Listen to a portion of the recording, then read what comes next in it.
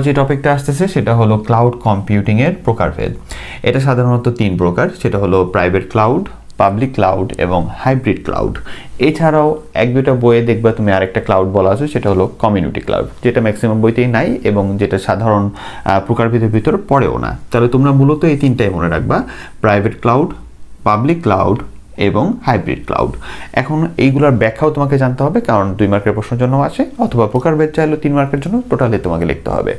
তাহলে সবার প্রথমে আমি তোমাকে পাবলিক ক্লাউডটা বলি। আগে এটা বলি কারণ এটা বুঝতে গেলে এটা বুঝতে পারলে সহজে এটা এবং ওইটাও বোঝা সহজ হয়। পাবলিক ক্লাউডটা কি?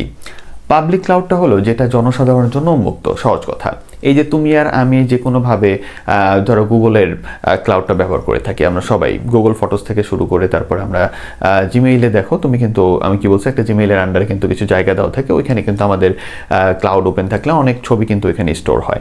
তাহলে এর পরবর্তীতে আমরা কিন্তু এটা তাহলে ফ্রিতেও অনেকখানি ব্যবহার করতেছি। আবার যখন টাকা দিয়েও আমরা অতিরিক্ত কিছু রাখবো, তাহলে বারবার দেখবা যে তোমার আইক্লাউড স্টোরেজ ফুল হয়ে গেছে এটা বলবে, অথবা তোমার ফোনেও নোটিফিকেশন আসবে। সাধারণ অ্যান্ড্রয়েড যারা ইউজ করে দেখবা যে বলবে তোমার আপনার ক্লাউড সার্ভিসটা ফুল হয়ে গেছে, আপনি আরও অতিরিক্ত জায়গা কিনেন। তাহলে আমরা কিন্তু পাবলিক ক্লাউড বলতে বোঝাই হলো জনগণ সাধারণত একবারে ফ্রিতেও যে ক্লাউডটা ব্যবহার করতে পারে, যে যার ইচ্ছা মতো যতটুকু দরকার ব্যবহার করতে পারে।